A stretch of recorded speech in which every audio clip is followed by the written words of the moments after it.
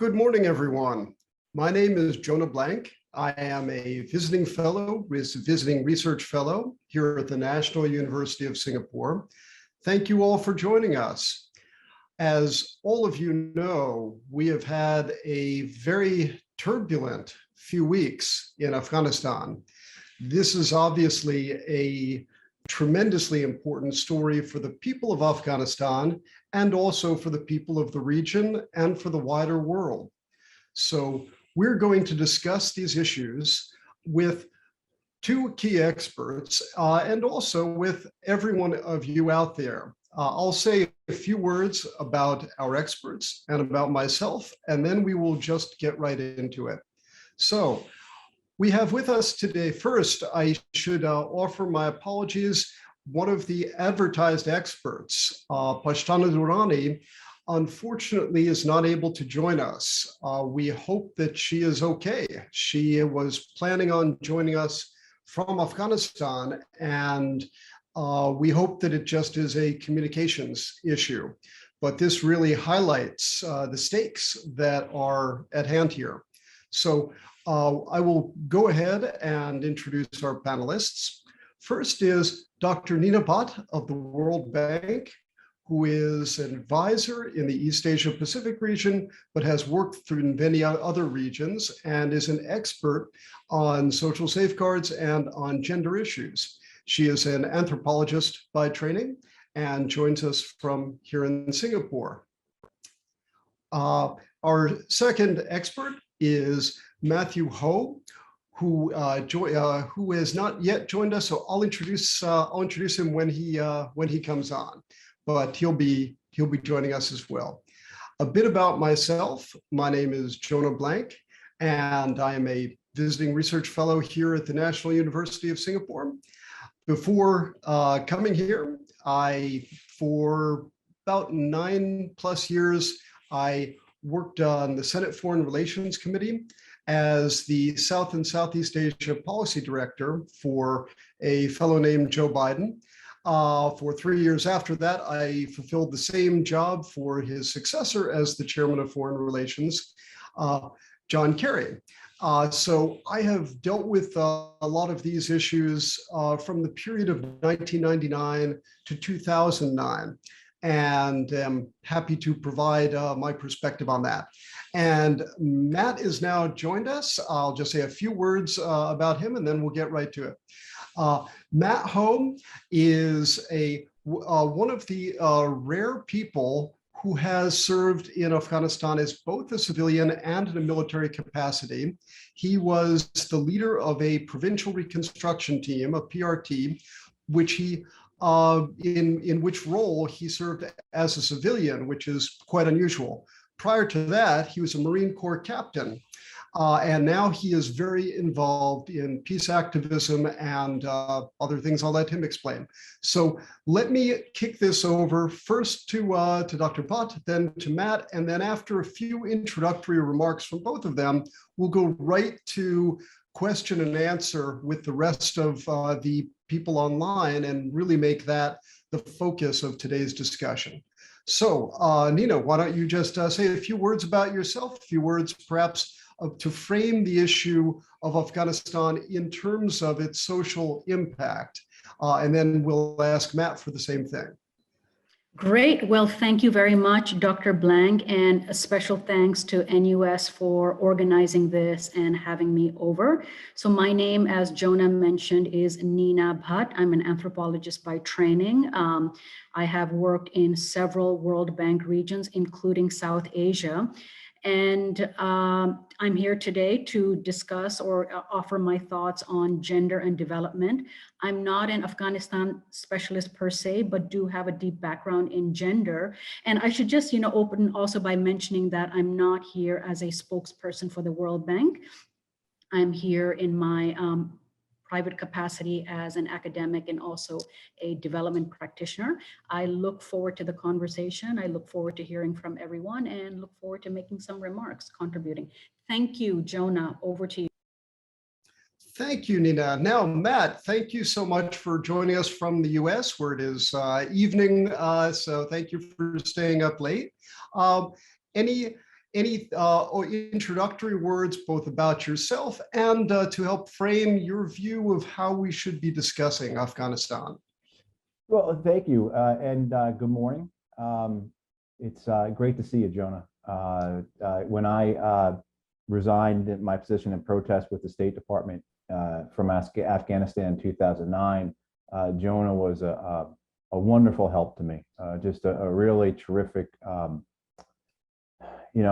just having that relationship with Jonah that developed, where he was coming from, his views, and in his willingness to be supportive of someone who was not saying, not speaking in line with the narrative, was a great help to me and a great assistance. And the way he did it as well, the way you maintained, the professionalism and everything else, I've always been grateful. So it's really nice to be here with you. And it's great to be speaking to you all again. Good morning.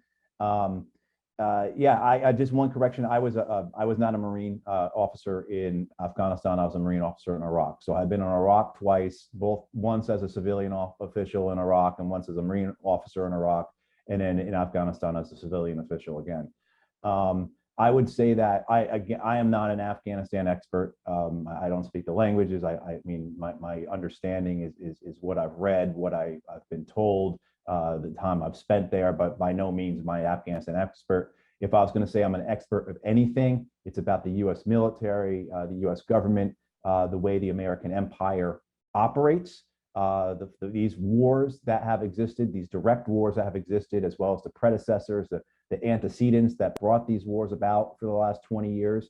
Those are the things I'm very knowledgeable about. And one of the things that really was a catalyst for my resignation in 2009 in Afghanistan was the fact that when I got to Afghanistan and seeing that the war was no fundamentally different than the war in Iraq, at least from the American perspective, at least, right? I mean, in terms of plenty of differences between Iraq and Afghanistan, but in the sense that as long as the American military was there trying to achieve victory through warfare, as far as I was concerned, there were no other differences that mattered.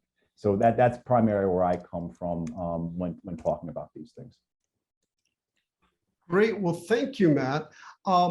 And I'm really looking forward to getting your perspective on this, because many of the things that we're seeing in Afghanistan right now are things that Matt had been warning me about over 10 years ago. So let me start out, though, with Nina just sort of framing some of the questions we should be asking from an anthropological perspective and from a gender and social safeguards perspective, because a lot of the discussion on policy in Afghanistan has centered around the impact on girls and women. And too often that tends to get left out of the discussion when we do get into some of the discussion about military issues, geopolitics. So I'd kind of like to get that out first, just to make sure that we're keeping our eyes on one of the issues that affects at least half of the population most directly. Oh, thank you, Jonah. That's a very good point. And just a few remarks on my end. As everybody knows, the situation is fluid. It's fast moving, ever changing. And the fall, or let's say the takeover by the Taliban, was extremely swift and, as everybody knows, unexpected. And prior to these recent set of events, I think that, we all know that there was a lot of progress over time for women in terms of gender equality. We saw much progress in the areas of education, health, access to services. There was much mobility, much more freedom of speech. You had women in cafes, there was also much more, let's say, permissiveness in terms of women and men being together in the public area. Now, what we also read about is that the Taliban have made a lot of commitments. They've committed and they've made a lot of promises that things have changed, that they are different, that they're a different voice and a different force. I think it's too early to say, of course. Promises are being made, but what they have said so far is that in terms of gender equality, that it all has to be within the framework of Islam or the Islamic framework. Now, that's a very broad statement. We don't know what that means. So, in some ways we're biding time. And, a bit later I can talk about, the areas in which engagement would be needed. Over to you, Jonah. Okay, thank you. I think, Nina, that's a very good caution, especially the watch actions rather than listen to words. I think we've heard a lot of good rhetoric from the Taliban, but we have to keep in mind the fact that some of these same words were being said back in the 1990s. So I think some caution definitely is very much warranted.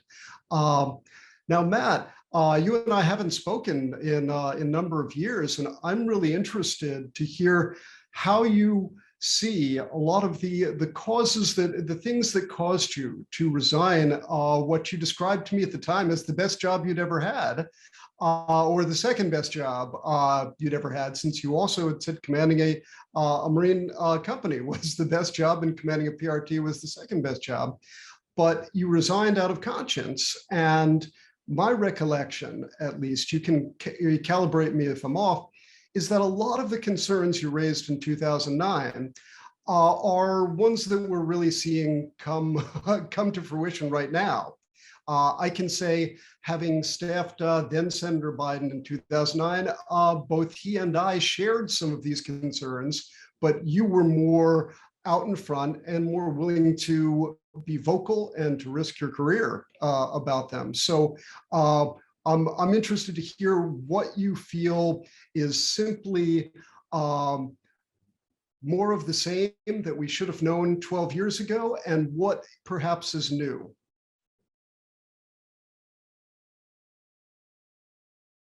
Okay, I think a lot of it, goes back to just the inception of this war. I mean, again, the war actually is not 20 years old; it's more than 40 years old. I mean, this is a living legacy of the Cold War, and so a lot of the same types of, you see the same types of actions by the United States government throughout these 45 years of trying to control things that are inherently uncontrollable, trying to achieve results using people, groups, forces that not only the United States has no ability to truly control, but doesn't actually really understand.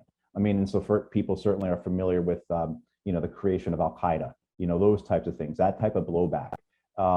The other thing too is the utilization of a divide and conquer strategy, where something that the United States has been using its entire existence. I mean, before it was the United States, when it was still colonies of the British Empire, the United States, the colonists used divide and conquer strategies against the Native Americans.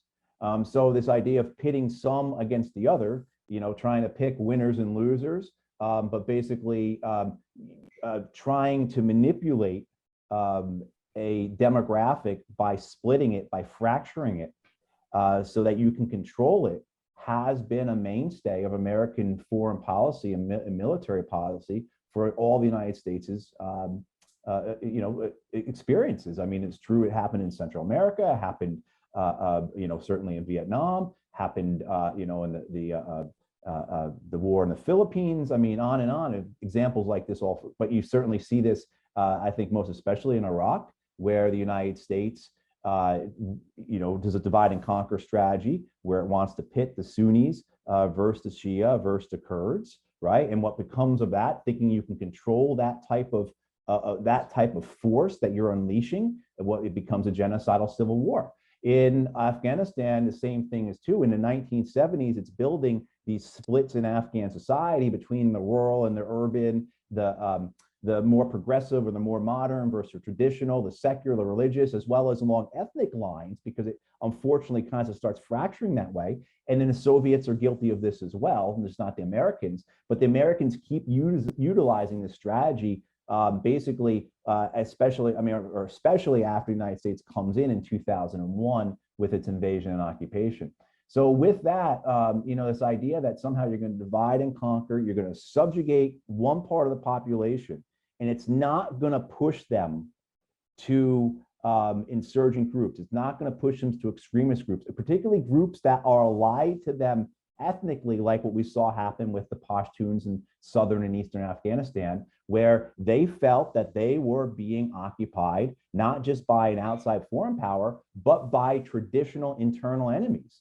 And so, of course, that's why I think the correct description of the Taliban coming back in strength into Afghanistan is not so much them invading back in, right, as opposed to them being pulled back in. Because one of the things, too, that's coupled with this is the side that the United States does take its part on, the side that the United States puts into power. You know, the United States invades in 2001, takes one side of a civil war out of power, puts the other side in power. Well, that side was mainly warlords and drug lords. So what you have is you have the United States coming into Afghanistan, taking out of power a theocratic repressive government and putting into power a predatory kleptocracy, right? And then, I mean, and then so you just imagine that spinning, and imagine that every year the cycle of violence worsening, every year more people having to choose, because this is basically what the United States policy did for more than 2 decades, was to the Afghan people, but through the barrel of a rifle, you must either choose between foreign occupation and this corrupt predatory government, or this theocratic repressive organization, right? I mean, those are 2 choices by the barrel of a rifle we're giving the Afghans for basically 2 decades. We also set up a system in Afghanistan where basically it comes down to the guys with the guns. And I mean, I want to be as gender specific as possible here. The men with the guns rule.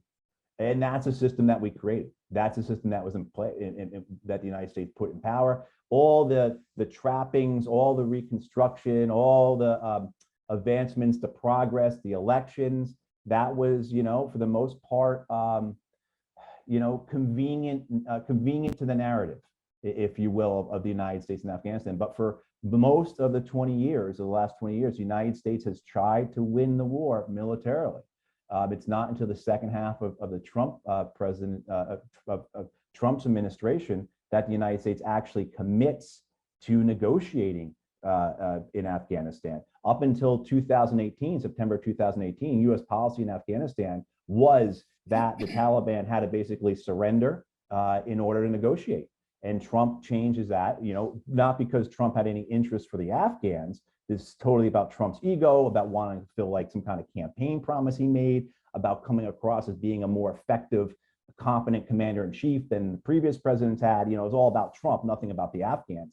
But you can see, though, that as soon as Trump commits to negotiating with the Taliban, they negotiate, right? I mean, they do. He sends Khalilzad, meets with the Taliban, and within a year, there's an agreement. And then Trump has a temper tantrum, right, in September of 2019 that delays the signing of the Doha Agreement for 6 months. But, you know, I mean, so it's basically, it's a long way of trying to explain the policy that the United States using, you know, building this house of cards, this corrupt, predatory patronage network of a government. You know, I mean, that's how you arrive at this point. And that's how you arrive at this point that once the money stops flowing into the Afghan government, once it's basically a pyramid scheme. I mean, once the money stops flowing into it, and once those who are no longer receiving that money realize that they are now on the losing side, well, they quickly change sides, and that's what you saw. And you saw the Taliban too replicating how they took power in the 90s. I mean, the Taliban were an effective fighting force in the 90s. But, you know, if you talk to Afghans about how they won in, you know, how they took Kabul in 96 and most of the rest of the country, they will tell you it was, you know, through the Pakistani rupee, right? They bought most of their victory. And that's what we saw them do this time as well. I mean, these cities fell, these provincial capitals fell, these road networks fell, these border crossings fell with not a lot of fighting. I mean, not to take away from the violence that existed. It was very bloody up until August in Afghanistan, but it was not the type of fight that Afghanistan had seen in the last 40 years. Thank you. Now, there is a lot to discuss here, and I'm going to have a few thoughts, but before I do, I want to ask our audience to please submit your questions, and then Sharon will be routing them to me, and I'll be routing them to the panelists, since I'd really like this to be as participatory as possible and really addressing the questions of our audience as much as possible. So please send those questions in. Now, I think one of the key things that Matt has raised is an issue that is probably on the minds of most of the audience. How did this happen so quickly? A few months ago, the public narrative was that Afghanistan, the government of Afghanistan, was the most legitimate that had ever existed in Afghanistan. It had been freely, although not necessarily fairly elected. It had a 300,000 troop army. It had a military built up with $80 billion of US assistance and many billions more. Perhaps Nina has a good number, or actually I won't put her on the spot there since these numbers are difficult to come by. Of a huge amount of development aid in addition. How did this fall so quickly? And I think Matt really put his finger, in my view at least, on the reason that this was always a house of cards. This was always an incredibly hollow and fragile structure and a very predatory structure, one that did not really serve the purposes of the Afghan population very well, and was just waiting essentially to be pushed over, and that's why it fell so quickly. So why don't I put that sort of thesis back to our panelists and again, encourage our audience to send in their questions, since I could talk about this forever, but I really want to get the audience questions in. So Nina, what do you think from the social perspective and the development perspective? You've seen a lot of money flow into Afghanistan from the wider region, but as you know, and as you can tell us much better, sometimes it's not just about money. It's about how the money is spent and where the money actually goes. You know, how does one do effective social development? Right. So that's a very good question. And effective social development or effective development in general is not reliant on money alone. There are a lot of factors that go into, let's say, sustainable and positive development, and one that can be reached at scale. And one of the things that I think has been pointed out or is obvious with this recent situation is fragility. And I would say fragility, particularly when it comes to rural and urban areas, but on gender or on gender issues, it's having an absence of framework or having an absence of real programming at the policy, program, and project dialogue. And that is something that needs to happen. It needs to be instilled, deliberate, and very concerted. And I think that wasn't in place. Therefore, things fell apart very quickly. Thank you. Matt, let me come back to you with a tough question, which I don't have a good answer to. And if you don't either, then that's, you and the rest of us, is what we should have done. Because everything that we're seeing now, all of your critiques are ones I personally share, and to be honest, I personally shared in 2009 and even shared much earlier than that.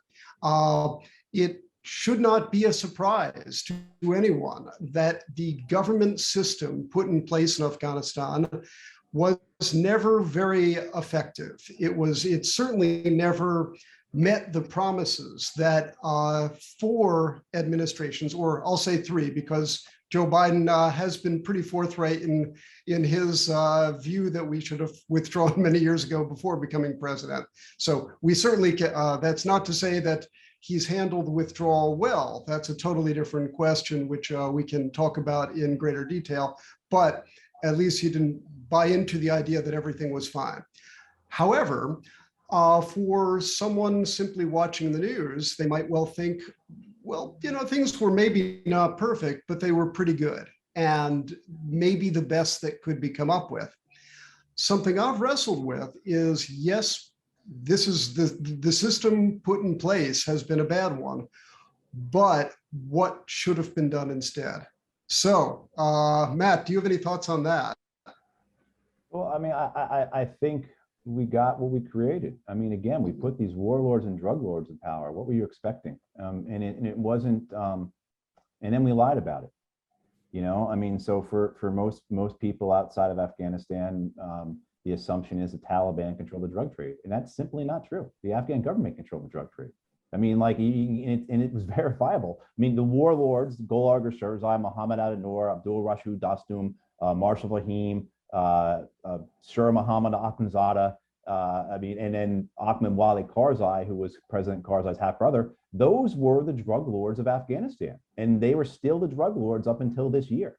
But it wasn't, you know, and again, this is not new. The United States has a long history of complicity with narcotics trafficking. I mean, certainly Vietnam is an easy example. After World War II, the United States after World War II actually brought mafia leaders that they had jailed to Sicily to run Sicily after the United States liberated Sicily. I mean, that was the collusion, that was the complicity, the connection between the United States and, you know, organized crime. The same thing too after the war, Marseille and other ports in France, along in Italy, the United States aligned itself with criminal networks in order to stamp out the communists. I mean, and there's other examples. I mean, this goes back to, you know, as you know, you know, certainly East Asia and the opium wars, you know, and that's like actually an extension of how the drugs get into Afghanistan, because up until the 1980s, Afghanistan really isn't producing much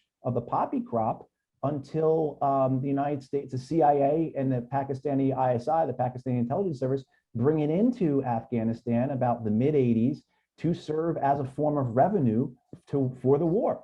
And so the men who benefited from that, the Mujahideen, who then fought the civil war in Afghanistan in the 90s, and then there were the men that the United States put in power, it's starting in 2001, 2002, these were the drug lords. So, you know, not to get too much on the drugs, but if you understand that, and you understand that that is not unique, that was the way the government was structured and how the United States government lied about it, this thing was always going to be doomed.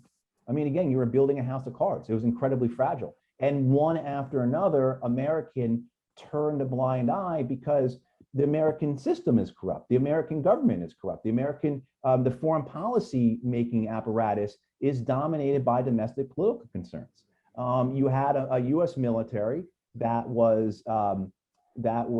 came to be commanded by generals that could be described as celebrity generals. And, you know, and I'm not exaggerating. You look at someone like General David Petraeus. David Petraeus takes command in Mosul. And David Petraeus, arguably the most important person in these wars from the American side for the last 20 years. David Petraeus takes command of Mosul in 2003, the city of Mosul, and he says everything's going well. And when his unit leaves, the next unit comes in and finds out it wasn't going well. It was a mess. David Petraeus then takes over the training command in Iraq. And he loses about 300,000 rifles and pistols in 2004 in Iraq, right as the civil war is really getting going, right? Plus, his training command is the unit that pulls all those Shia militias, those death squads, into the Iraqi police forces, right? So arguably, you think this would be me, but that's the way it worked. That's what, you know, you also had at the same time, the ambassador was John Negroponte, who was an American ambassador in the 80s in Central America and who took part in the death squad programs there. I mean, so you had this alignment, but to really what I'm getting at though, is that October 2004, David Petraeus writes an op-ed in either the New York Times or the Washington Post, basically endorsing George Bush for president. I mean, just makes a complete mockery of the idea of civilian control of the military, complete mockery of the military should not be involved in politics. And rather than being fired, he's continued to be promoted until he eventually becomes CIA director, right? Where he has to resign in scandal because he's caught giving secret documents to his girlfriend and lies about it. I mean, if you understand that, and if you understand that David Petraeus is not the exception, then you can understand how that type of mendacity that exists in the US government at decision-making levels at that level, how that then translates into policy, and how you can then have a policy in Afghanistan where you're claiming that you have a democratic government, but the elections are incredibly fraudulent. I mean, 2014, the elections are so fraudulent that John Kerry, the US Secretary of State, has to go to Afghanistan and create like this extra constitutional apparatus to prevent the government from completely collapsing. I mean, when I was in Afghanistan in 2009, I was there in August in 2009 for the elections then, the presidential elections then. and I was on an Afghan army base and sitting in the same room as all these Afghan soldiers stuffing ballot boxes. Right. And, my response, and this is the same reason that Peter Galbraith resigned about the same time as I did. Peter Galbraith was the deputy United Nations ambassador to Afghanistan. He resigned in protest in 2009. The United Nations claimed he quit, but Galbraith actually did resign before they fired him. I'm sorry, they claimed they fired him, but he actually did resign before they fired him. But Galbraith, his thing was like, this is, but because that was going to go against the narrative, that couldn't be acknowledged.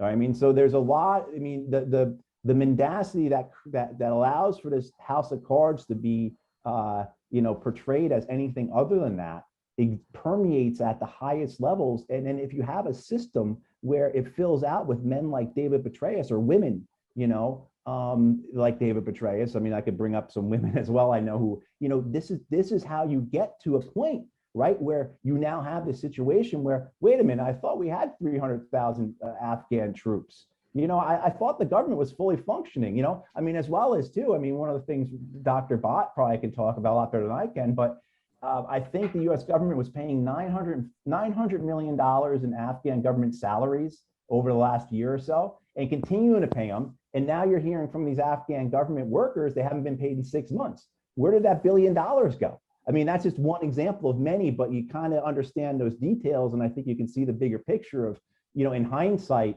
yes, I don't think anyone predicted it would fall this fast, but in hindsight, we can look back and say, oh yeah, maybe we should have seen this coming. Yes, and a few points here. There's so much to discuss. I want to make sure before I forget, that they don't get lost, and we can come back to some of these.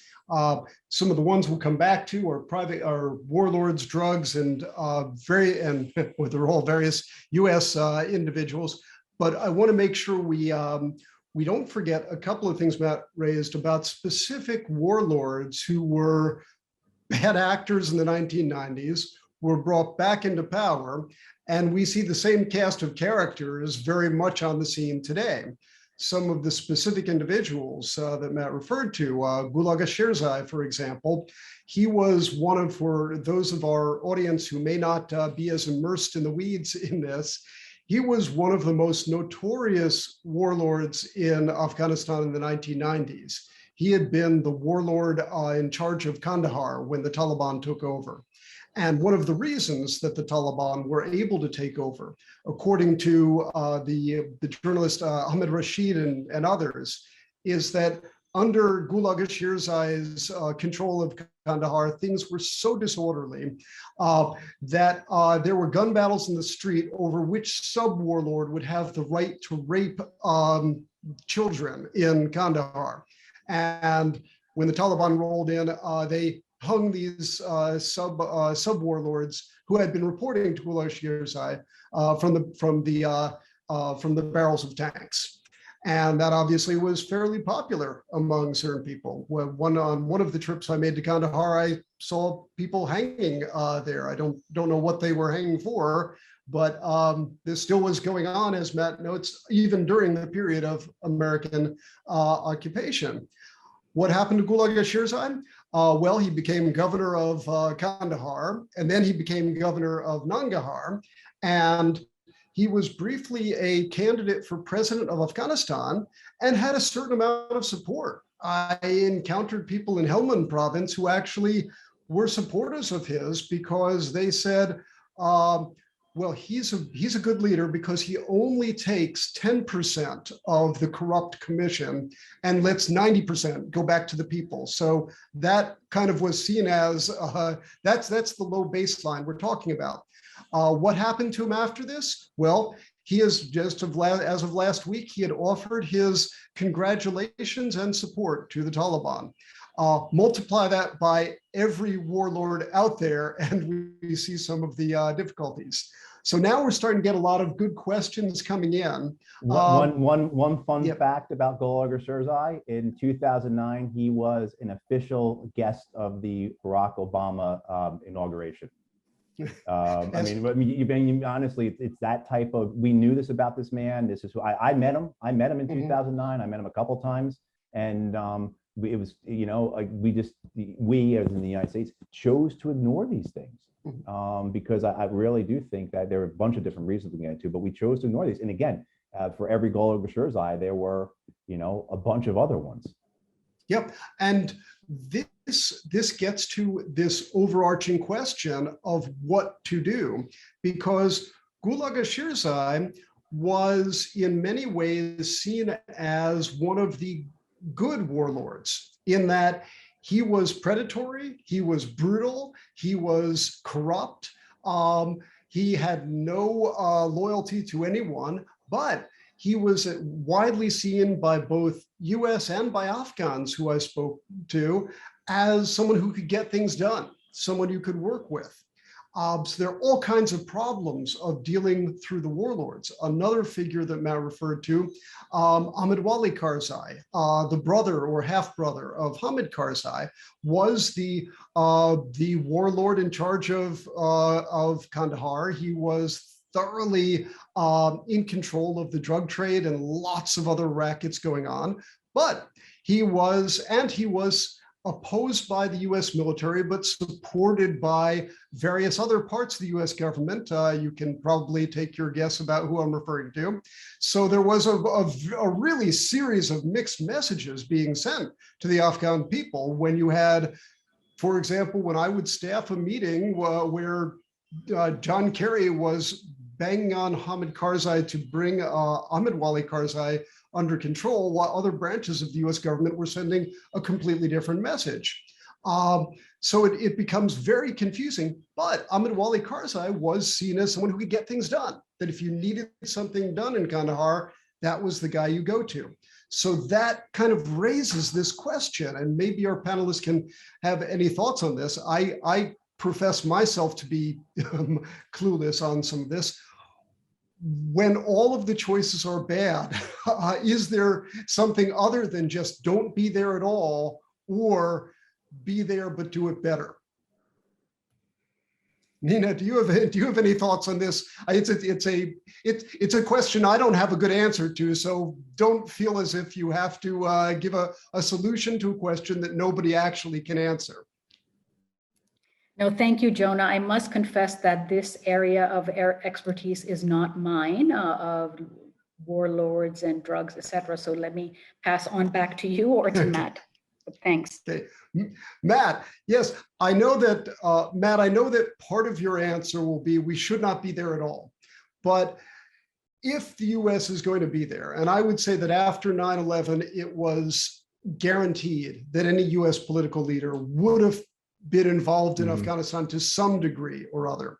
And for my part of it, I can confess that I was providing advice to then Senator Biden that we should have actual Americans on the ground. That should not be simply drop a bunch of bombs and leave, because that strategy, first, would have been ineffective. It would not have done anything about al-Qaeda. And second, it just would have killed a lot of innocent civilians without actually achieving anything positive.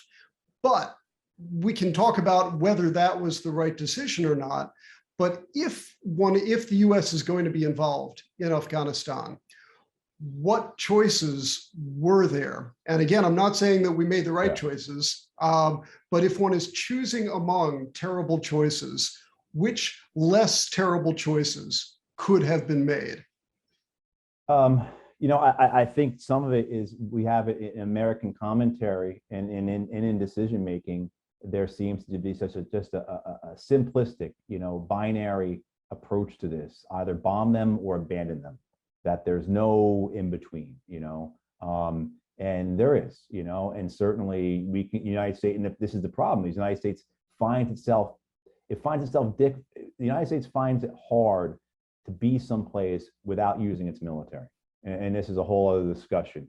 But, and certainly too, you see the militarization of even things like development. The Department of Defense, their doctrine is money as a weapon system. So, and then it becomes, I think, as Dr. Bob was saying, you're spending money just for the sake of spending money, because that's the metric, is how much money did you spend. And then, of course, if folks are familiar with how institutions and organizations work, if Dr. Bott was there before me, right? And Dr. Bott spent $10 million. Then to prove that I am doing my job, I have to spend $15 million. And then when Jonah comes in, when Dr. Blank comes in, he's got to spend $20 million. And I mean, you just have this, I think that's an issue with any institution, right? Whether it's the US military or Coca-Cola. So I think you have that as well. But this idea that there was only one thing to do, and I am sympathetic to President Bush. I know there are Taliban who are sympathetic to President Bush as well. I was on a discussion with Mullah Zaif, who Zaif had been the Taliban minister to Pakistan, the ambassador to Pakistan. And Zaif said that in the fall of 2001, when this was happening, because we were talking about how, well, the West doesn't really understand Afghanistan. And he said, well, I tell you what, the Taliban don't understand the West. He said the Taliban leadership just had no idea. They could not appreciate the political pressure that George Bush was under. That the fact that Bush was able to wait basically a month before he even started attacking Afghanistan was really quite something, because the United States doesn't launch airstrikes until about October 7th or so, I think. So it's almost a month. And Zaif said his people, the Taliban leadership, did not get that. They just did not understand that the United States president would have these types of political pressures, because their understanding of the West is very similar to our understanding of Afghanistan. It's very it's sloppy. It's not very thorough. It's based on a lot of romanticism, or now it's based upon what you read on Twitter or on Facebook, right? I mean, so I think there's a lot of things that could have been done differently. I mean, certainly the idea of Al-Qaeda, look, according to the American FBI, Al-Qaeda was 400 people strong total around the world on 9/11. 400, at most 400, according to the American FBI. And I mean, so the idea that, looking back in hindsight, that you're going to invade and occupy a country the size of Texas, that's 250,000 square miles, to go after 400 people, and most of them not even in Afghanistan, in hindsight, you say that's insane. But I think, again, to your point, Jonah, about what could have been done at the time with the real political pressure, yeah, it is. But I think too, you have to look at who was populating the American White House, the American State Department, the Defense Department, in the Bush administration, especially the first half of that administration. And these were men and women who were what we call neoconservatives. Many of them had signed something called the Project for a New American Century, and they believed in expanding the American empire by force, if necessary, in order to maintain American security, but also to bring up the rest of the world to a standard that only the West could deliver in other countries. And I mean, you certainly see this in men like Paul Wolfowitz or Zalmay Khalilzad. I don't believe, there are others who weren't so, I mean, I don't believe Condi Rice was in that, but you certainly see that. And I think it's best exemplified by the book in the 1990s that I know, Jonah, you'll certainly remember, Francis Fukuyama's The End of History, right? Which asserts that basically there are no more choices to be made, that Western democracy, Western liberalism, that is the apex. There's no more choices to be made about what to do, because we've reached the end of history. There's nothing more to come. And that book, I think, accurately reflects the thinking of the people in power, especially in the first half of the Bush administration. I think it's where you can say Afghanistan, United States basically kind of not accidentally, but it's an event that occurs and it kind of pulls the United States into it. And once the United States is in it, it makes these decisions that escalates things and widens things. But certainly I think Iraq is a great example of this type of expansion of the empire, right? For geopolitical reasons, as well as because of American exceptionalism. And if you understand that, again, you can never put, I think we tend to not want to think that 4 or 5 individuals in a room have as much power as they do, or certainly the power of ideas that we don't agree with can have, and it certainly can. So I think that's what, rather than trying to figure out what could have been done differently, I think it's better for us to understand how they arrived at the decisions they did, and understanding their background, their ideology, as well as their relationship to corporate interests, their relationship to other nations. And also you have to remember that many of these people who are in power have been in power not just with the Reagan administration, but with the Ford and Nixon administration. I mean, the one time Don Rumsfeld ever spoke to me when I was in the Pentagon, I was standing in front of a portrait of Dwight Eisenhower. Me and my friend were just standing there, and Rumsfeld comes up to us and he says, "You know how old I am?" And he points at the portrait of Eisenhower. He says, "I'm so old, I used to work with that guy."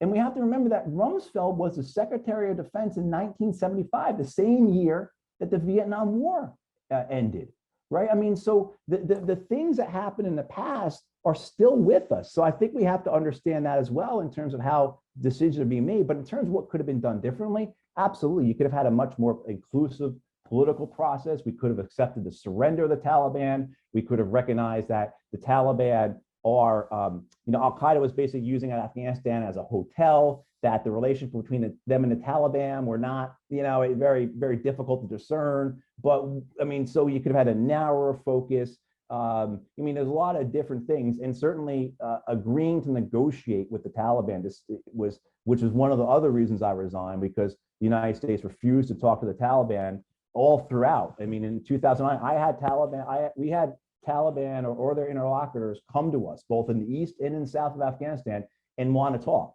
And we were told no. I mean, basically, victory is what we're here for. So there are a lot of different, I think that what we just saw this past month or last month now was inevitable as long as victory was the path that was pursued. As long as military victory was the goal, this was inevitable. But certainly it was not inevitable. And the fact that 90% of Afghans live on less than $2 a day now after 20 years of this, that was not inevitable as well. If you didn't have this war, I think most Afghans would not be suffering the way they are now. Thanks. There are now some number of questions coming in, so thank you all for that. Keep them coming in. What I will do is try to lump questions together that are fairly similar and paraphrase them as needed, and try to kind of get as many of the questions thematically linked together as possible. So please keep sending them in. Got several questions for Nina that I will sort of package together where they overlap. Part of the theme is dealing with international development projects, and this gets also to Matt's point about income, about inputs versus outputs. So we've had billions of dollars coming in from the United States, from international financial institutions, from a variety of donors. And with all of this money flowing in, obviously a lot of it gets filtered off to corruption, but a fair amount at least does have some sort of impact on the ground.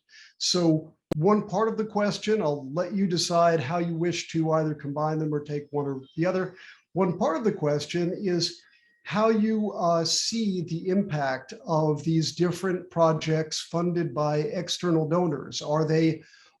Have they had a beneficial impact? Is it all just a source of corruption? Or what has really been achieved? And the second part, so that you can sort of decide which of these you want to address, or both, is a generational question. A whole generation of Afghans now have grown up in a very different world than their parents. Whether it's better, whether it's worse, is not really what the questioner is asking, but that the rapid infusion of billions of dollars has changed Afghanistan, and there have been winners and losers, and some of the winners have been in cities that, Kabul in 2021 looks nothing like Kabul early 2002 when I first saw it. And that's a whole generation of Afghans who have in many ways benefited from this international engagement. What is their attitude going to be, this generation that really never knew what life was like either during the Civil War years or during the Taliban years?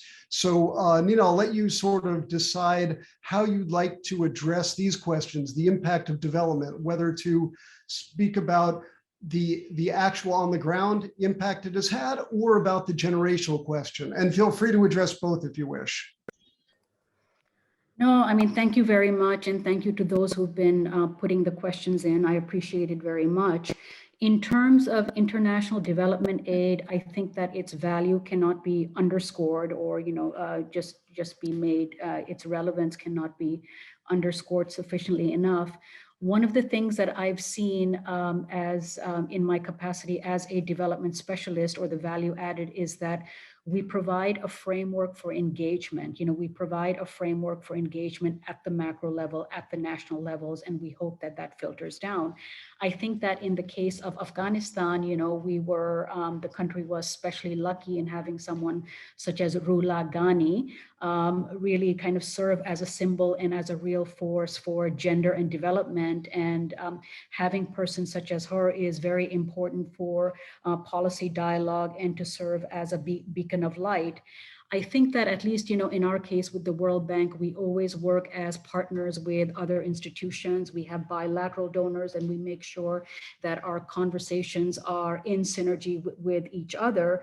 And our programming has been at the local level, and there's a lot of programs on local services delivery, whether it's health, whether it's education, and whatnot. And one of the programs that I wanted to mention, and these tend to have tremendous impact, is at the local. You have Cdd Programs, which are community-driven development programs, which is an important cohering force for building trust, building solidarity, especially in states that are conflict or post-conflict. So one of the examples that we have is a national solidarity program that's nationwide. And these Cdd programs, again, as I mentioned, are very important in terms of bringing communities together, but also being in the driver's seat in terms of deciding what programs they wish to have that's of relevance to them. So again, I am somebody who's very much of a proponent of international aid or international development engagement, and I'm happy to provide more details if needed. Thank you, Jonah, and back to you. Okay, thank you. We have a question that takes this issue of international engagement, international non-governmental assistance in a very different direction to a question to Matt. The question says, and I'm not using the questioner's names just because in some cases I'm not sure whether they want to be identified or not. So if you do want to be identified and I'm not mentioning your name, then apologies for that. The question of contractors, and this is something I think that gets a little bit less attention than perhaps it should. The question is, as the question says, as a former soldier, but as Matt will know, no Marine likes to be identified as a soldier. But as a former Marine, how do you see the impact of private military contractors in Afghanistan? And I'll just provide a bit of context before I ask Matt to comment. For those of you who are not familiar with the ins and outs of how things operate in Afghanistan, or did until a few weeks ago, in addition to both US and international military troops, there were many thousands. I believe the most current number was 17,000, although anyone who has a better number can correct me, private contractors working for the government of Afghanistan and working for US militaries to provide a range of services. Everything from maintaining helicopters to operating different weapon systems. I've many times in Afghanistan been driven from one place to another, been protected by guys who, to all intents and purposes, look like US soldiers. They're wearing the full battle rattle, and they've got, to external eyes, they would look exactly the same, but they're in fact private contractors. We're all familiar, or many of us are familiar with groups like DynCorp, groups like Blackwater, which has gone through several name changes. We've seen a lot of the downside of this because they are often not held accountable to the same standards that US military and other militaries should, at least in theory, be held accountable. However, on the flip side, it would simply be impossible for the government of Afghanistan to have maintained a 21st century high-tech army without the technicians necessary to keep the helicopters flying. I mean, I can't maintain a helicopter, nor can most of the people in the government of Afghanistan. It relies on either foreign military or foreign contractors, and part of the Doha Agreement, part of the reason that the government of Afghanistan could not survive, in my view, is that under Donald Trump's negotiation, all of these contractors were forced to leave Afghanistan as well as the military. So there are a lot of sides of this contractor conflict because obviously there have been many abuses, particularly when contractors have been involved in combat. Let's for the moment set aside that, because in many ways that's an easier question. I think most observers would have little difficulty saying that private contractors shouldn't be shooting and killing people. Let's talk about the more difficult side of that. Private contractors keeping helicopters flying. And let me toss that over to Matt, and feel free to get into the about contractors killing people too, but let's also focus on whether the government of Afghanistan or any government in Afghanistan could have maintained a high-tech 21st century military, the one constructed by the US, without the input of contractors. Well, the U.S. military can't survive with contractors anymore. U.S. Navy ships go out to sea with contractors aboard them because the contractors are the only ones who are able to maintain some of those systems. The U.S. Air Force needs contractors for its fighter planes and its bomber planes because, again, the technology requires the contractors, but it's also become a way for the contractors to broaden their involvement, right? So they build these aircraft, and these aircraft, the purchase contract comes with stipulations that contractors will be utilized. I mean, it's one of the reasons why the export of weapons, say the export of the F-35, is such a cash cow, because the F-35, of course, is about $75 or $80 million a plane. But what also comes with that is all the maintenance, all the upkeep and repair and everything else that is required. And for that, you need the contractors as well. So that if the United States sells F-35s to, say, the United Arab Emirates or Qatar, part of that sale contract is that American contractors, or at least the companies, will be involved in the maintenance and upkeep of these aircraft for the life of the aircraft. And it's not just other countries, but the United States military has these same requirements. And this really starts about in the 1990s.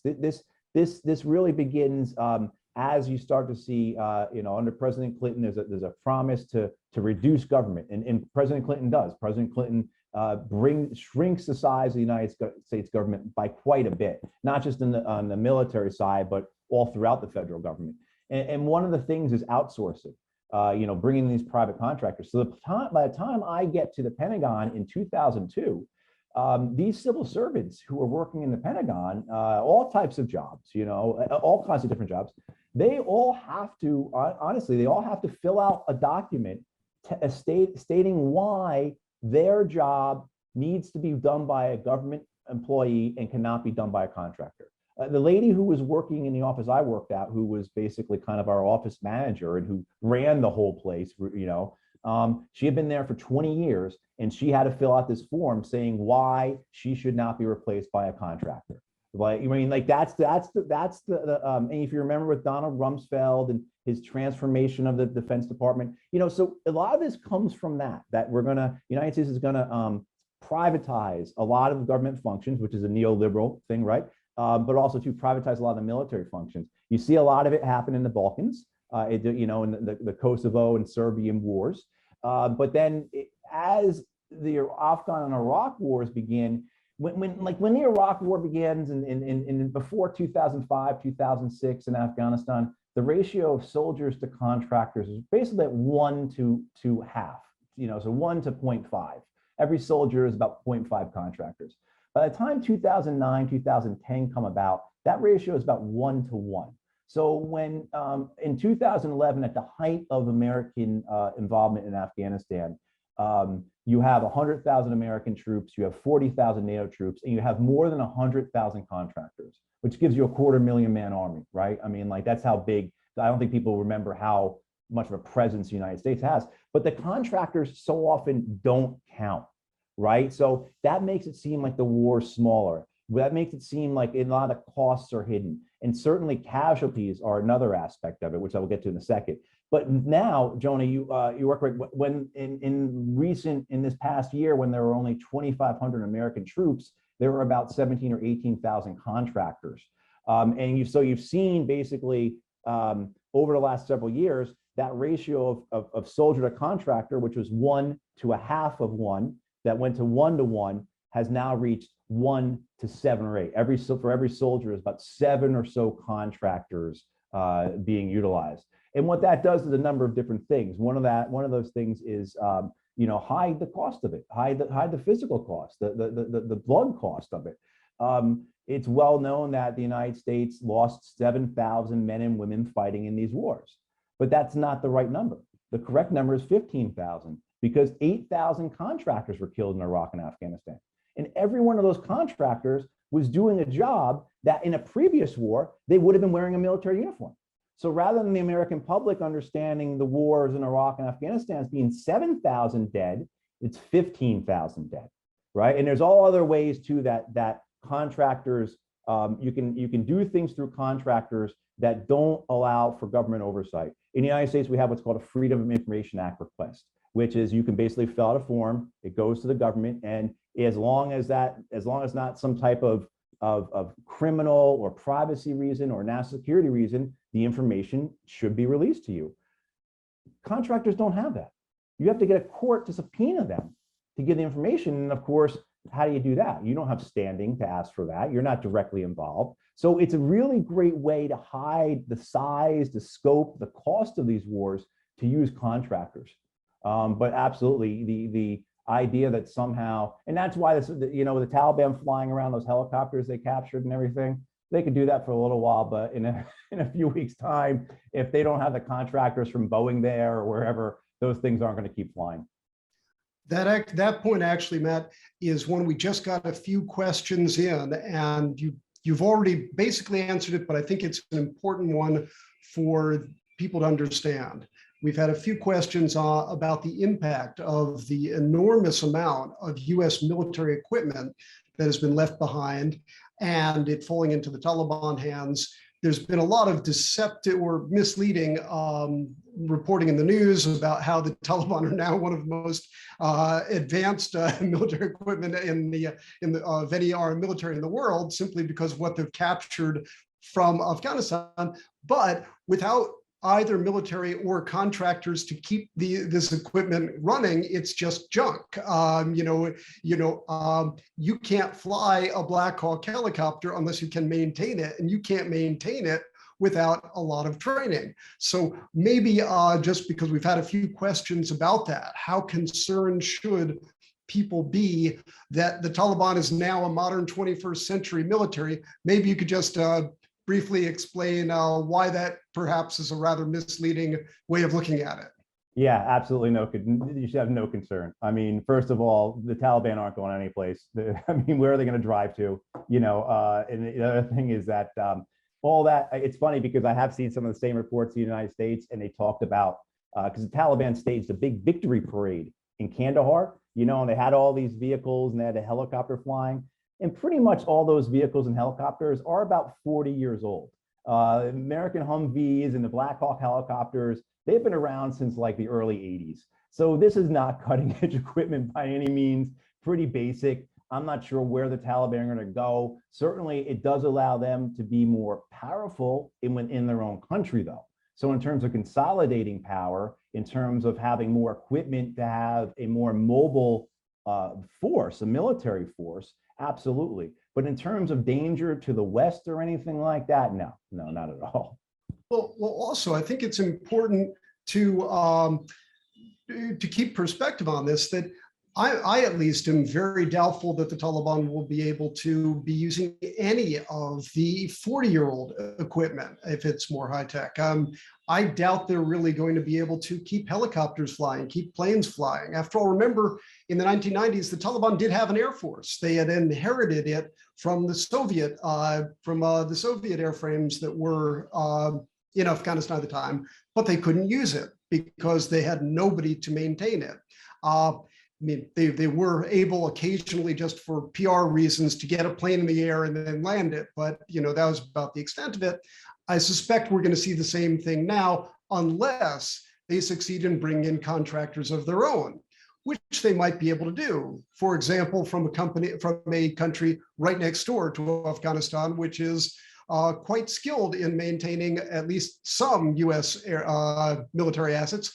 But that's a question we can get back to if the audience wishes. I want to now, though, get back to something that we've had a few questions that I'll lump together. And this is one that both Nina and Matt can respond to. It deals with the issue of narcotics and how that affects the economy of Afghanistan and people's livelihoods, because this is a tremendously difficult question, like all questions in Afghanistan. Obviously, nobody wants to have a national economy that is predominantly focused on something illegal, narcotics. The fact that one of the only reliable cash crops in Afghanistan is opium. Why does the Taliban tax this? Because that's where the money is. Why do warlords tax this? Because that's where the money is. Why do Afghan farmers farm this? Because that's what they can farm. This was something I wrestled with in government when the US government launched an intensive anti-narcotics effort and a crop eradication program in Helmand and elsewhere. And I very much opposed this. My argument was we shouldn't be taking the livelihoods away from Afghan farmers when this doesn't actually affect the warlords of the Taliban. It just drives the price of opium up, and they're collecting the same amount of money, but the farmers then have nothing to farm. And in many cases, they have to pay the same taxes to the Taliban or the warlords anyway. They're taxed on how much opium their land could produce if they were producing opium. So if we both take away their livelihood and don't provide them the security so that they don't have to pay these taxes, we're sort of hitting them from two angles. So again, a terribly difficult question that I'll toss back to our panelists. Nina, I'll ask you first, and again, I won't ask for a solution to a problem that nobody has been able to solve. But what is a better way of getting livelihoods or encouraging, facilitating livelihoods for Afghan farmers when the most effective way to use their land is a way that is both illegal and dangerous and could potentially be wiped out by the air if there were a government that decided it wanted to do that?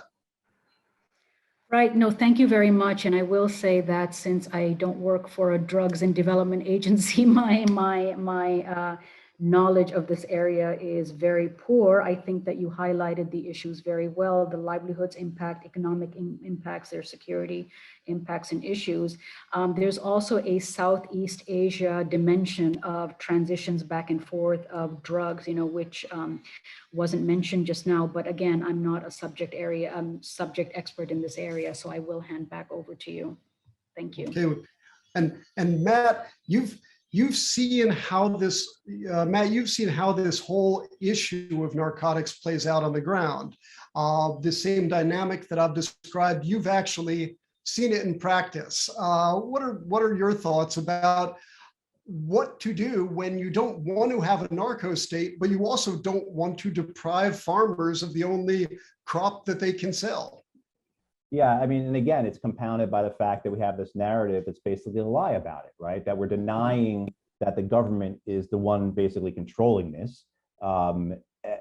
And so when I think this is one of the fundamental problems you have when you have policies that are fundamentally untrue, that are based upon lies, that ignore the actual truth. How are you going to, right? If you say that if you're going to spend $10 billion in Afghanistan, like the United States did, trying to counter narcotics, and you are making pretend that it's not the people you have in power who are controlling this drug trade, how are you going to do anything other than waste that $10 billion? As well as for the fact, Jonah, that you brought up, yeah, the drug trade is the narcotics, the poppies, are literally the only industry in Afghanistan. I mean, there is, in terms of national industry, there is not much else. There's some gem trading, there's some timber trading. Afghanistan has been so devastated by war for these 40 years that it doesn't produce. It could barely produce enough food to feed itself, and in many cases, it doesn't. They're the second most food insecure nation in the world after the Congo. I mean, they're the second most. They're at this point now. People are talking about economic collapse of Afghanistan. It's already collapsed economically. The danger is it's going to get worse. You know, I mean, so and that's one of the decisions for the Taliban is that when you have a nation that, you know, I said earlier, 90% live on $2 a day. Well, actually, 70% live under $1 a day. Not $2 a day is the poverty line for Afghanistan. $2 American dollar, $2 American dollars a day is the poverty line. 70% of the country lives on less than $1 a day. So you're talking about subsistence living. And when millions and millions, as you mentioned, of people survive on that on that one industry, as well as that one industry is roughly half the GDP of Afghanistan. How do you eliminate that? So the Taliban, who when they were in power by 2001, they had basically reduced Afghanistan's export of opiates to, it was negligible. I mean, not statistically significant. I mean, so, you know, that's what they have said they want to do, but how can they do that? I mean, if you do that, and as well as you have these issues that you're seeing right now, where the World Health Organization says they have got less than a week's worth of medicine in the country. World Food Program says it's less than a month of food in the country. You know, there's no money coming in. Not certain what the West is going to do, and the IMF and World Bank are going to do in terms of money going into Afghanistan. The United States has frozen about $10 billion of Afghanistan's money. You know, I mean, so the Taliban are a very precarious position, and if they do go through on eradicating the crop again, as they did 20 years ago, what will happen? And it's very difficult. I mean, I think the clear thing is don't be involved with the drug lords, you know, but you have this, you know, and this is a thing too, where if people struggle for how do these wars connect back home, and I'm not sure what's happening in Singapore, but I imagine maybe it's the same as in most of the rest of the world, where there has been an opioid epidemic.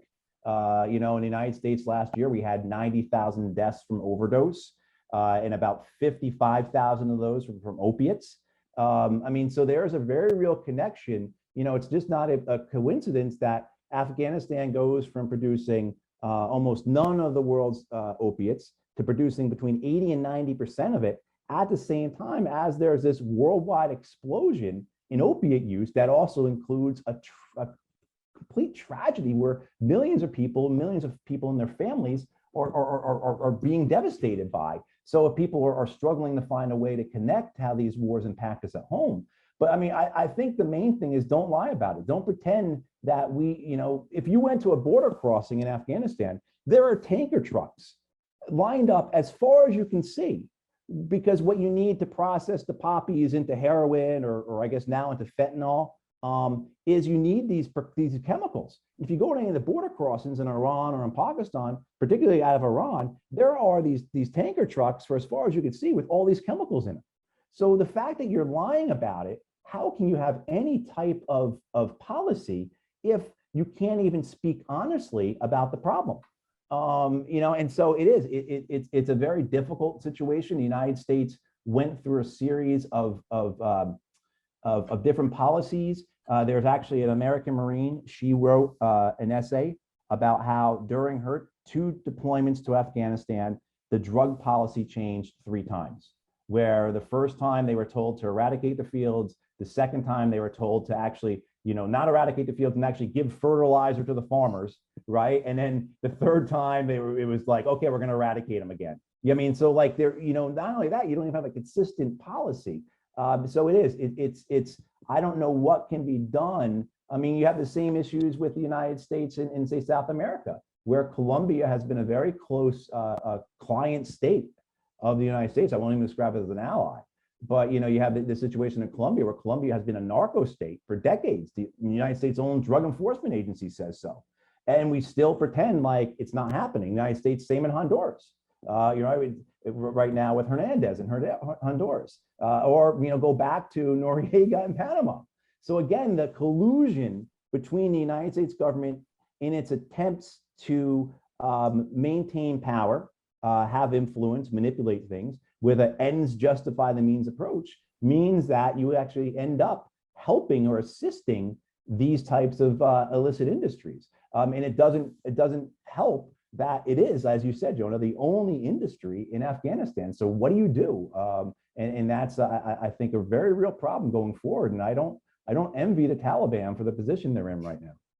Yeah, this actually leads to a bigger question of just what is the economy supposed to look like? What are people's livelihoods supposed to look like? What can the outside world do? What should the outside world do? Because all of these questions are sort of wrapped up together. That if the only industry is the drug trade, then of course that's what people will do because people have to eat.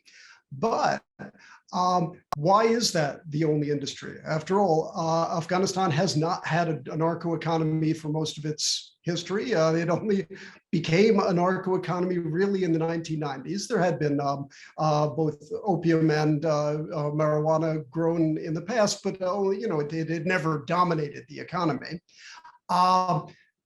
It was outside influences, basically outside demand. You know, I don't want to kind of say that it was pushed upon Afghanistan as a, you know, some sort of a program, but, you know, one of the laws of economics is that, you know, supply and demand do tend to balance. So from a development perspective, and, you know, perhaps Nina will be able to provide a perspective here, how can the outside world, how can Afghanistan's well-wishers help Afghanistan develop a healthier economy, a healthier set of livelihoods, when we've sort of seen over the past 2 decades, basically either a rentier state, you know, a government that is simply propped up by international contributions, which is not sustainable, and which leads to massive corruption and doesn't really help the people themselves, or a narco state, which is what has developed either certainly under the U.S. Under the noses of the U.S. Structure, and often aided and abetted by collaboration with drug lords, which also provides people enough to live, perhaps, but definitely feeds a lot of the dysfunctions and feeds the gender dysfunctions as well, because anything that supports a warlord economy supports a social structure that is by its very nature not good for women and girls. You know, they're the only counter argument one could present, perhaps, was there was a female warlord in Bamiyan. She's now dead, and in all fairness, she had been just as brutal as her male counterparts, and had not been a model of female empowerment even within her own community. She just happened to be a woman who was a warlord. So as long as you have a narco economy, that also is going to feed exactly the same gender and social dysfunctions. But how does one transition to a healthier development mix? And again, I offer this with the asterisk that nobody has come up with a solution, so I'm not asking you to come up with a solution either. Merely for many thoughts on how we should be thinking, some thoughts on how we should be thinking about this question. Nina. No, sure. I mean, I think it's a very difficult question of how international aid agencies will engage. I mean, obviously, the programs have ceased for now. We don't know when they will be revitalized again, but I can tell you that some of the elements that aid agencies will be looking for are institutions in place that are credible and viable. Is there willingness? Are there sufficient champions to implement programs? And very importantly for us would be, how are the governance systems in place? Because we're talking about channeling of funds. So we need to make sure that the fiduciary responsibility and the fiduciary capacity is in place. Now, in terms of looking at conflict or post-conflict countries, depending on the severity of the situation on the ground, we can take Yemen as one end of the spectrum, is, we typically have different modes of engagement or different modalities, whether it's a watching brief from the outside or going into the assessment mode, or can we start engaging across different sectors. In our situation, we look very closely to what other agencies are doing. So there's a lot of dialogue between organizations such as the ADB, for instance, or the IMF. So I think in Afghanistan for now, it's going to be watch and see mode in terms of what the engagement looks like. And we don't know what the short-term engagement is going to look like. Great. Now we've got a few questions that I'll lump together that ask about it. It sort of comes from this issue of development and bleeds into the area of impact on the region. Some of the questions deal with the reports of lots of mineral wealth in Afghanistan and other possibilities for Chinese and Russian engagement and investment. And some of the other angles of these questions are what China and Russia will be getting out of Afghanistan. I'll put those together and I'll sort of add about how this affects the people of Afghanistan themselves, because the geopolitical question is interesting, but I think more importantly is we've seen what happens when the US is in the lead, and we've seen what happens when the Soviet Union was in the lead back in the 1980s. We've seen what happens when nobody is in the lead during the 1990s, or when Pakistan, UAE, Saudi Arabia are in the lead. So we've got a variety of models of what happens when one of the two big superpowers is sort of calling the shots, or when a neighboring power that has its own interests is calling the shots or trying to, or when nobody, no external power is calling the shots, but just leaving the Afghans to pick up the pieces from previous external events. Now we've got the prospect of different players coming in, of China coming in, of perhaps some of the Central Asian republics, of a wider coalition. India, for example, which could potentially step up its involvement. Personally, I'm doubtful that any of these really will really step up and get more deeply involved. But how do both of you see the prospect of new players influencing this, and whether and what impact that will have on the Afghan people themselves? I mean, should the outside world, should we be rooting for new players coming in, or should we be rooting essentially for everybody just staying out? I'll hand over why to don't Matt you start first. and then, oh, okay. Matt.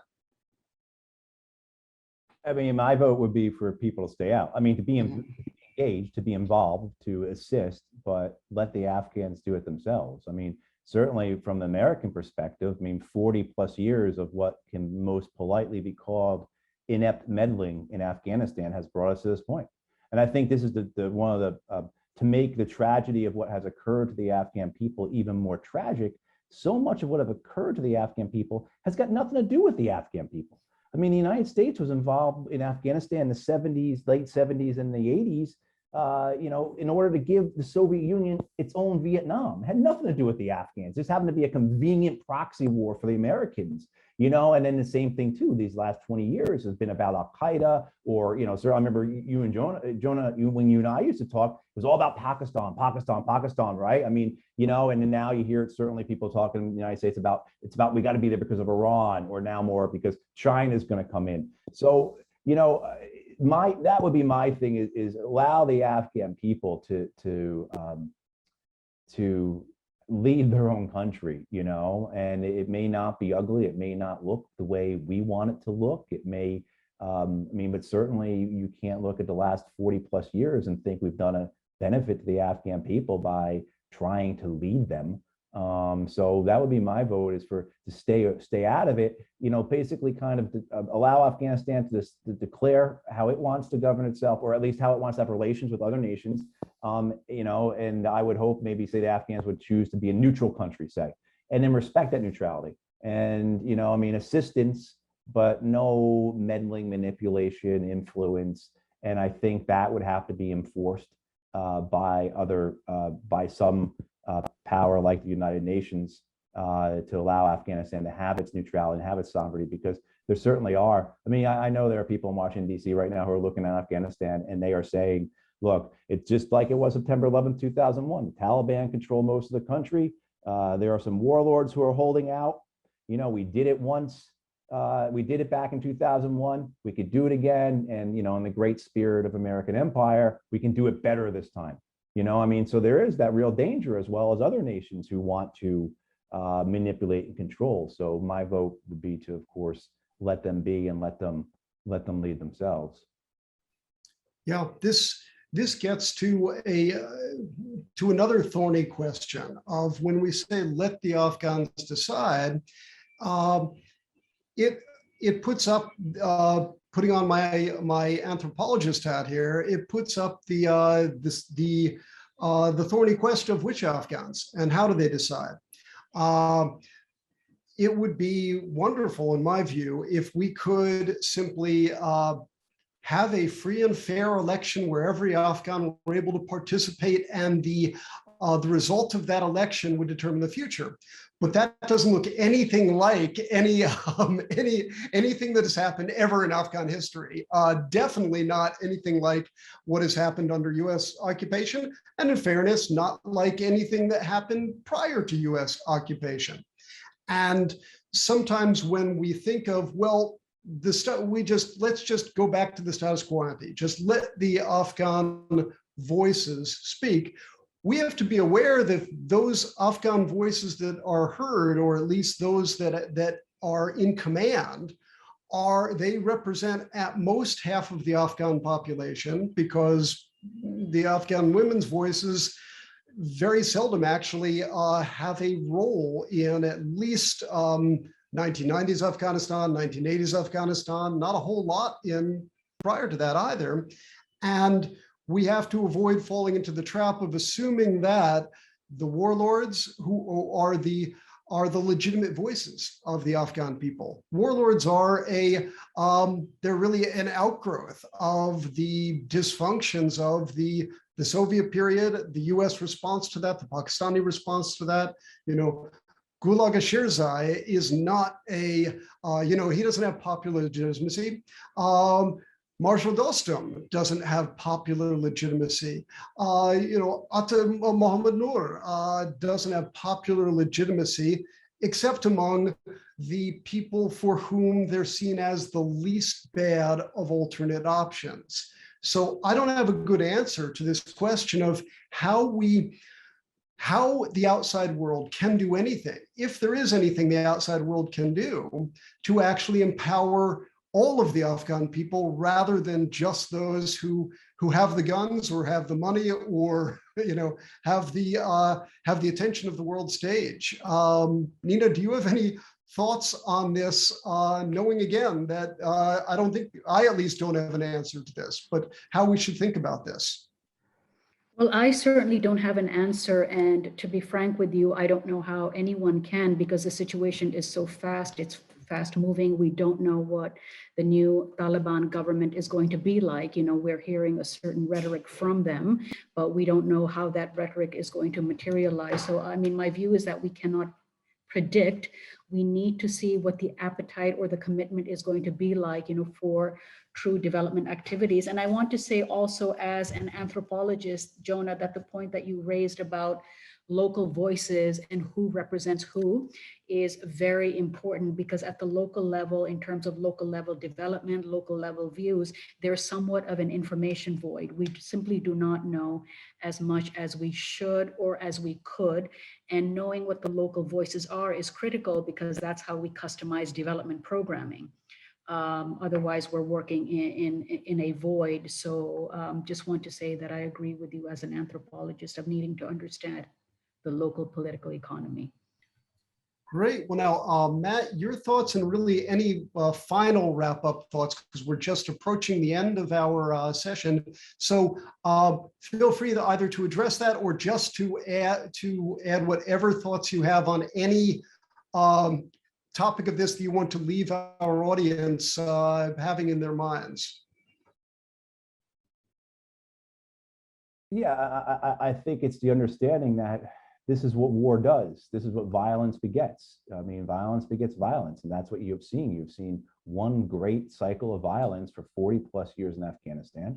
Violence has been chosen as the solution by, you know, the Americans, the Soviets, the Pakistanis, the Indians, et cetera, the Emiratis, the Saudis, you know, and the idea that somehow foreign influence, foreign involvement is going to change anything. I mean, I will say I am very afraid that the United States will try to will support these warlords, Amr al-Saleh, Muhammad al-Nur, and Abdul Rashid Dostum, and others, as well as Ahmad Massoud, try and help them regain. And I'm very afraid that that's going to happen, and that the Afghan people are going to be thrown into another phase of the war.